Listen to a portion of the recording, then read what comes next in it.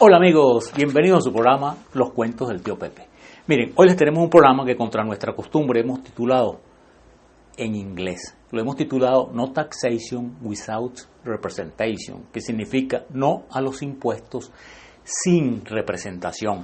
Ya sé que ese fue un clamor que comenzó la guerra de independencia de los Estados Unidos. El principal clamor de la guerra de independencia de los Estados Unidos fue ese lema, No Taxation Without Representation. Y es nuestro interés en este programa hablar de las causas y el inicio de esa guerra de independencia.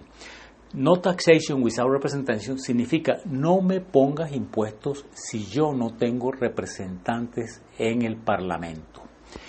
Y si ustedes ven, en Estados Unidos hay una costumbre muy simpática a mi manera de ver, y es que frecuentemente en muchos estados, en las placas de los carros, en las placas de los automóviles, hay un lema que es alegórico a alguna cuestión de cada estado. Por ejemplo, si ustedes ven la placa de Illinois, dice The Land of Lincoln, ya que en Illinois fue donde Lincoln vivió la mayor parte de su vida. Si ustedes ven Florida, dice The Sunshine State, ya que Florida es el estado más al sur, más calientico, donde hay más sol, más, vamos a decir, tropical, entonces ellos tienen The Sunshine State. Y así los diferentes estados, pero en la capital de Estados Unidos, en D.C., que llaman ellos, en Washington, D.C., las placas tienen un lema que dice Taxation Without Representation, es decir, todo lo contrario de nuestro lema, de ese lema de la independencia, ya que en Washington, D.C. es la única parte de los Estados Unidos, la única región de los Estados Unidos, ese distrito de Columbia, como lo llaman, que no tiene representantes en el Congreso. Entonces, el resto del Congreso decide los impuestos, incluidos los que van a pagar los habitantes de Washington, D.C., sin que ellos tengan representación, sin que ellos puedan quejarse, aprobar o desaprobar. Fíjense qué curioso, que esas placas tienen ese lema. Y vamos a comenzar nuestra historia. El año de 1620 desembarca en lo que hoy es Nueva Inglaterra un barco que se llamaba el Mayflower. Era un barco que traía 100 y algo personas, 102, 104, y que eran colonos, eran peregrinos que venían huyendo, que querían practicar su religión, su cristianismo libre, no estaban de acuerdo con el anglicanismo, con el cristianismo que se practicaba en Inglaterra, por supuesto estaban mucho menos de acuerdo con el catolicismo, y ellos llegan imbuidos de un gran fervor religioso. Ellos querían fundar la Nueva Jerusalén, y llegan estos peregrinos, al principio pasan mucho trabajo y mueren como la mitad, quedan 50 y tantos.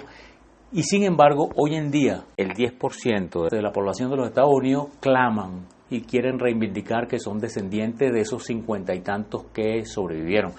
Yo hice un pequeño ejercicio, suponiendo que esos 50 y pico, la mitad eran hombres y la mitad eran mujeres, y al paso de 15 generaciones, posiblemente eso fueran más de 20 millones de habitantes, o sea que es posible. Y si ustedes ven esta tabla, que ya eso no es una especulación mía, sino es una tabla que ustedes pueden conseguir en Wikipedia del aumento de la población en Estados Unidos, vean que el año de 1620, cuando llegan estos peregrinos, eran 2.300 personas. En 1630 ya eran 4.646. En 1700 ya eran 250.000. Y si vamos a 1770, ya eran 2.100.000 personas, y en 1780, 2.780.000 personas. Vean que es posible, ya que el aumento demográfico fue enorme. Y esos dos datos que les puse al final son muy importantes, porque la Declaración de Independencia de Estados Unidos fue en 1776. O sea que la población estaba entre 2.148.000 o 2.780.000, digamos que 2,5 millones.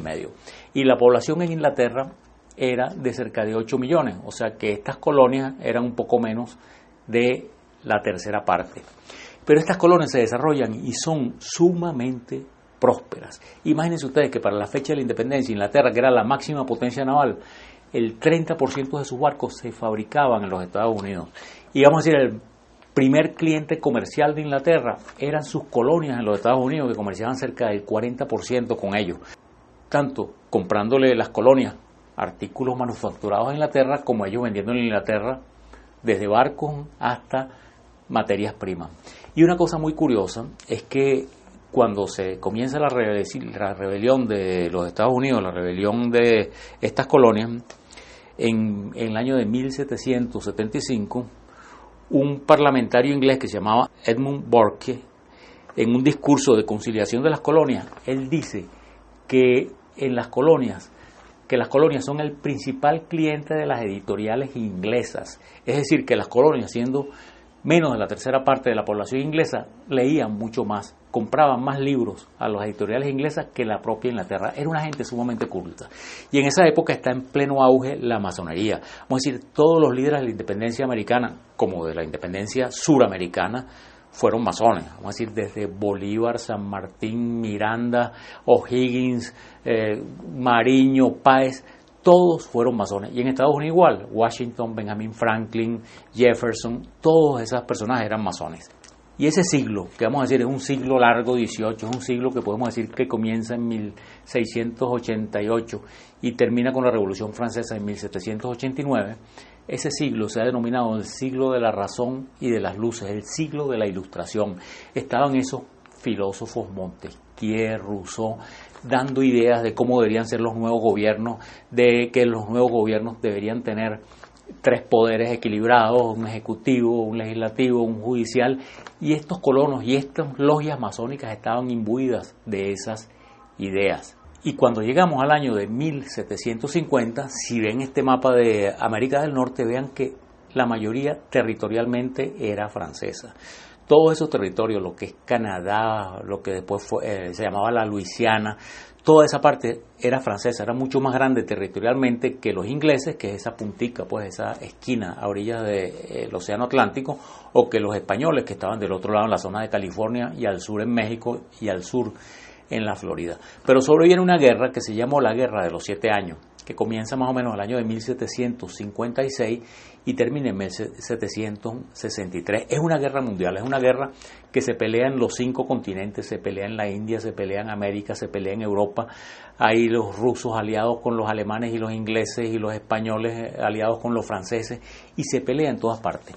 Pero definitivamente triunfan los ingleses y cambia el mapa. Si ustedes ven estos 2 mapas que les mostramos, vean cómo era Norteamérica antes de la guerra y cómo fue Norteamérica después de la guerra. Fíjense que los franceses salen de la parte continental, salen de Canadá, salen de la Luisiana se la entregan a España porque hay una compensación, una repartición de tierras pues entre vencidos y vencedores. Y una cosa curiosísima es que a los franceses le dejan las islas del Caribe, Martinica, Guadalupe, etcétera, porque esas islas le producían mucho dinero, las plantaciones de caña a Francia. En cambio el Canadá no le producía nada.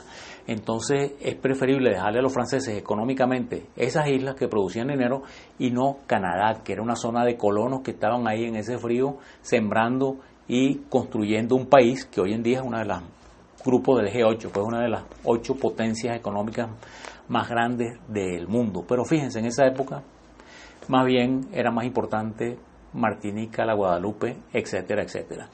Esta guerra, curiosamente, en los Estados Unidos la conocen como la Guerra Franco-India.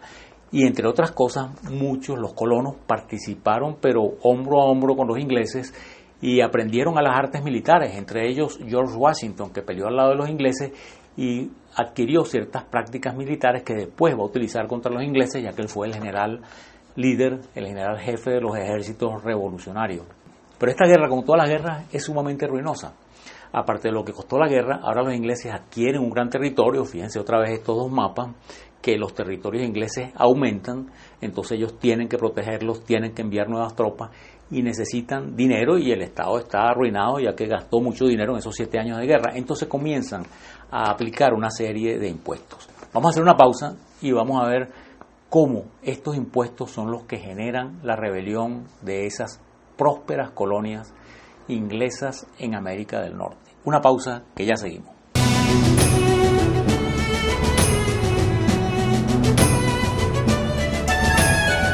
Amigos, seguimos en este programa de No Taxation Without Representation y vamos a ver de dónde viene este lema. Miren, en Inglaterra había un régimen parlamentario. Este régimen parlamentario se origina en una cosa que se llamó la Revolución Gloriosa, que si la resumimos brevemente, consiste en que en Inglaterra estaban gobernando los Estuardo. Ya en Inglaterra uno de los reyes, Carlos I, había perdido la cabeza, se la habían cortado por una rebelión del Parlamento, pero en este momento estaba gobernando su hijo, que era Jacobo II, y que era católico y ya el protestantismo se había metido en las venas de los ingleses y eso era una cosa absolutamente indeseable para la mayoría de los ingleses, que tuviesen un rey católico. Adicionalmente, este rey, Jacobo II, seguía con pugnas con el Parlamento. Pero fíjense qué curioso, vean este árbol genealógico, vean que está el padre de Jacobo II, que es Carlos I, el rey que pierde la cabeza. Después lo sucedió su hijo Carlos II, pero después que fallece Carlos II viene este Jacobo. Pero vean qué curioso, una vez más les digo, la hija de Jacobo II se casa con un sobrino de Jacobo II que se llama Guillermo III, quien fue después Guillermo III. O sea, vamos a decir que este Guillermo III era a la vez sobrino y yerno del rey. Por otra parte, él era de la casa de Orange, de las casas reales holandesas. Y él sí era protestante y su esposa María también eran protestantes.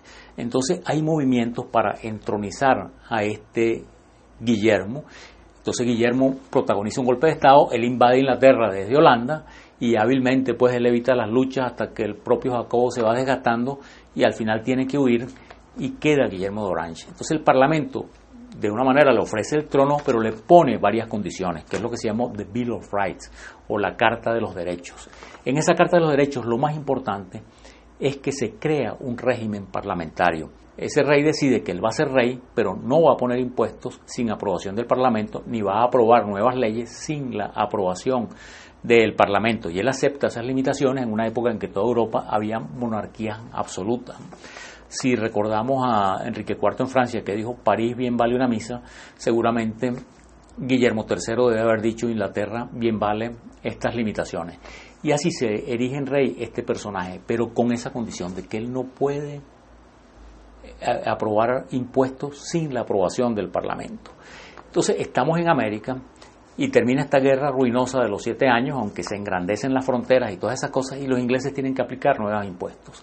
Y a partir ya el año que termina la guerra, de 1763, comienzan con una serie de impuestos, que si el Sugar Act, que si el Stamp Act, el Tea Act, o sea, son impuestos que le empiezan a aplicar al azúcar, vamos a decir que todas las cosas tenían que ser hechas en papel sellado, el Stamp Act, entonces se pagaba un impuesto.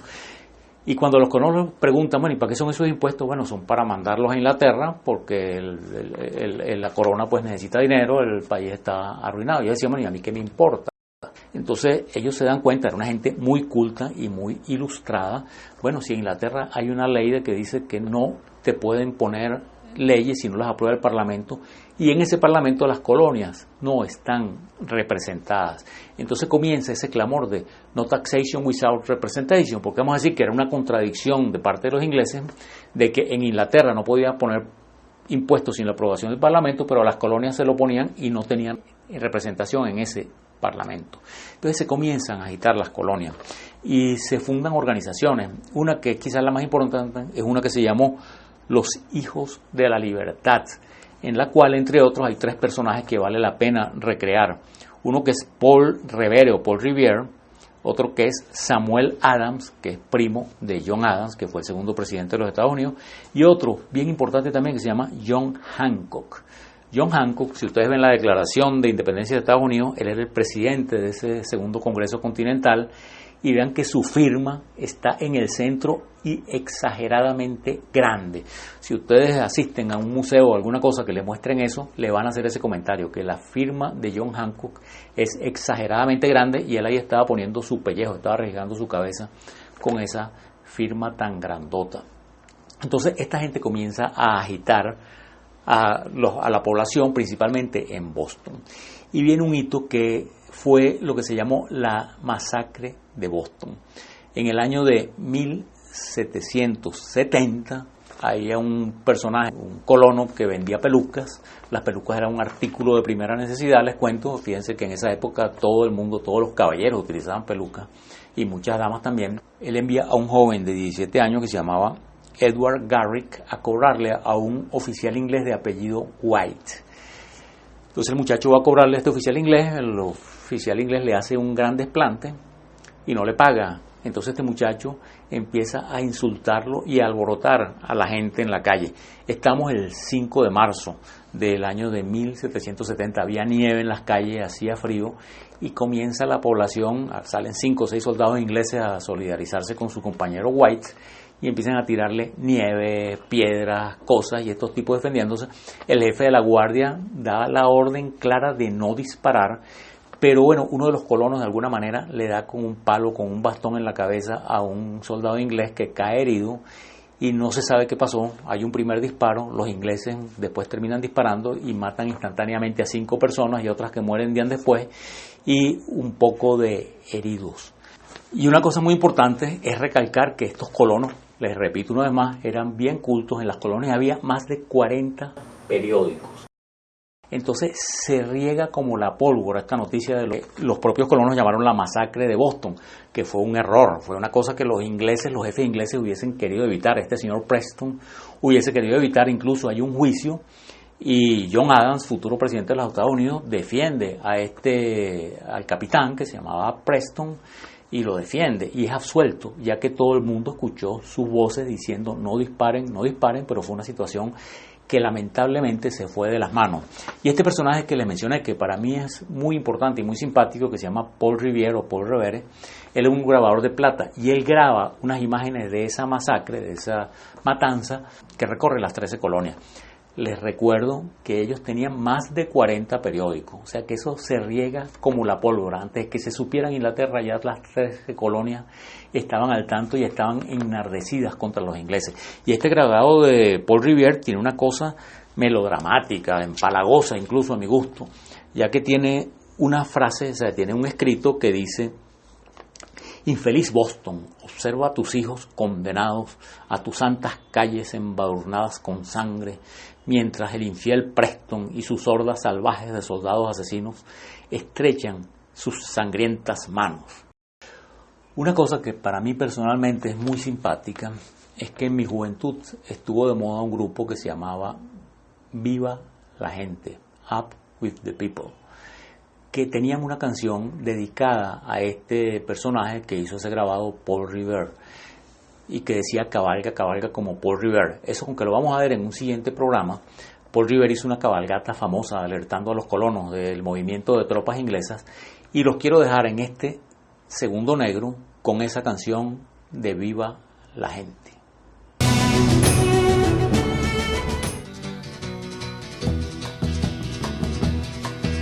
They saw 2 lanterns in the North Church tower. They knew this was to be the fateful hour for a man to ride and to alarm every village and every farm, to awaken them and call to arm. It was the ride of Paul Revere. Amigos, seguimos hablando en este programa de este tema, No Taxation Without Representation, que es lo que origina la guerra de independencia de los Estados Unidos. Y los dejé escuchando esta canción de Viva la Gente de Paul Revere, que a mi gusto pues es una canción extraordinaria. Y habíamos hablado de que había ocurrido el año de 1770 esa masacre de Boston, que fue una gran propaganda para los revolucionarios y que se resultó ese juicio en el que Preston fue absuelto. Hubo 2 soldados que sí fueron condenados, no sé a qué condena le aplicaron, seguramente los regresaron para Inglaterra, pero hubo un juicio, se trató de hacer justicia, pero están esos ánimos completamente caldeados y los ingleses siguen con el tema de los impuestos. Entonces había un impuesto al té y el té los colonos lo podían conseguir gratis no, pero sin impuestos en las colonias holandesas del Caribe. En cambio, en Estados Unidos, en las 13 colonias, tenían que pagar un altísimo impuesto. Entonces comienza un gran contrabando de té. Entonces el monopolio del té lo tenía en Estados Unidos, en las 13 colonias, una compañía que se llamaba la Compañía Occidental de Indias. Y esta compañía comienza a perder dinero ya que hay un gran contrabando de té. Entre esos, este personaje que les mencioné, que se llamaba, el de la firma grandota, que se llamaba John Hancock, él era un gran contrabandista, incluso es acusado y absuelto. Él tenía un barco que se llamaba Liberty y contrabandeaba vino portugués desde las islas de Madeira, contrabandeaba té y una serie de cosas. Estamos en esta situación de que hay un gran contrabando y la compañía de Indias Occidentales no vende ni un kilo de té en las 13 colonias y tiene los almacenes full y ya pasan más de un año y están casi quebrados, pierden como 400.000 libras esterlinas de la época, que ni les cuento la cantidad que sería hoy en día si las lleváramos al dinero de hoy, serían centenares de millones. Entonces ellos claman a la Compañía de Indias Occidentales de que se elimine el impuesto. Entonces se elimina el impuesto al té y esta Compañía de Indias Occidentales puede vender el té sin impuestos en las colonias nuevamente, y todos esos colonos que se habían llenado de contrabando y que tenían su negocio, bueno, ven que pierden el negocio ya que esta compañía tiene el monopolio, lo vende legal y lo vende más barato que ellos. Entonces se planea lo que se llama el motín del té, que ha estado de moda en años recientes con otro nombre, grupos políticos, que se llama el Tea Party. Se organiza ese motín del té. El motín del té es que estos colonos asusados, pues estos hijos de la libertad, se disfrazan de indios de la zona y se suben a varios barcos ingleses. Había 3-4 barcos en la bahía de Boston y agarran el té y lo lanzan a el mar, ocasionando unas grandísimas pérdidas a esta Compañía de Indias Occidentales. Entonces viene una reacción inglesa pero brutal. Los ingleses militarizan Boston, llegan una serie de barcos, ahí les mostramos otro grabado de Paul Revere precisamente, que llenan a Boston de soldados, que dicen que había como un soldado por cada 4 habitantes. Y está la ciudad de Boston viviendo esa grandísima tensión. Entonces las 13 colonias convocan lo que se llamó el primer Congreso Continental al año siguiente. Este motín del té fue en diciembre del año 1773, el 16 de diciembre, y ya el año siguiente, en septiembre, se convoca este primer Congreso Continental en el que asisten representantes de las 13 colonias. Y lo primero que hacen es ponerse de acuerdo de que la agresión a cualquiera de las 13 colonias iba a ser considerada una agresión a las 13 colonias. O sea, si los ingleses atacaban a Massachusetts, donde está Boston, eso iba a ser considerado una agresión a todos los demás. Y posteriormente se organiza el segundo Congreso Continental, el año de 1775, que es el que declara la independencia. Pero bueno, amigos, ese era básicamente el programa que les queríamos hacer hoy. En otros siguientes programas vamos a hablar de cómo fue la Declaración de Independencia de los Estados Unidos, ese 4 de julio de 1776, y cómo se inició esta guerra de independencia con las batallas de Lexington y Concord, en las cuales es en las que se le usa Paul Revere con una cabalgata en el que le anuncia a los colonos que vienen los casacas rojas, que era como le decían a los ingleses, y evita que los tomen de sorpresa. Y ahora vamos a nuestra acostumbrada sesión Educando a nuestros padres.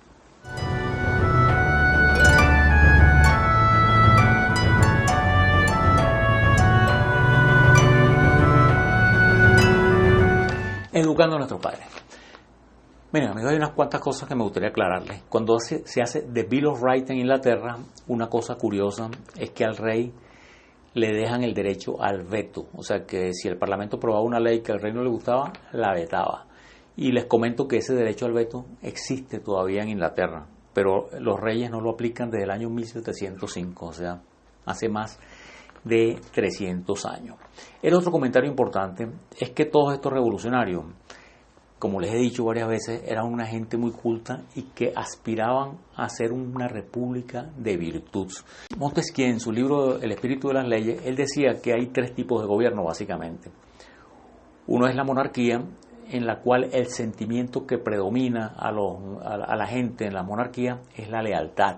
Es así como D'Artagnan y los 3 mosqueteros, que ellos eran leales por encima de todo al rey. El rey podía ser un déspota, podía hacer lo que sea, pero ellos eran leales al rey. La tiranía, que es cuando el sentimiento que predomina en la población es el temor, cuando uno no se atreve a decir algo porque pueden venir y lo pueden apresar o lo pueden torturar, o uno no se atreve a oponerse al gobierno porque le caen encima la seguridad y las cosas y lo meten preso. Pero la república, el sentimiento que predomina es la virtud. Es un pacto de damas y caballeros en el que tanto gobernantes como gobernados nos decidimos a respetar las leyes y a tener un equilibrio de poderes. República es no es exactamente lo mismo que democracia. Lo ideal es que sea república y que sea democrático. Democracia es igualdad entre todos los ciudadanos, pero república es el respeto a las leyes. Y todos estos patriotas norteamericanos querían hacer una república de virtudes. Y ese es el mensaje del Educando a nuestros padres. Nosotros debemos esforzarnos porque nuestros países sean repúblicas de virtudes, porque en nuestros países los gobernantes respeten el equilibrio de poderes, respeten las leyes y que los propios ciudadanos sean virtuosos y se esfuercen en respetar a las leyes y hacer y exigirles a los gobernantes que las respeten. Muchísimas gracias, muy buenas noches y los esperamos en un próximo programa, Los Cuentos del Tío Pepe.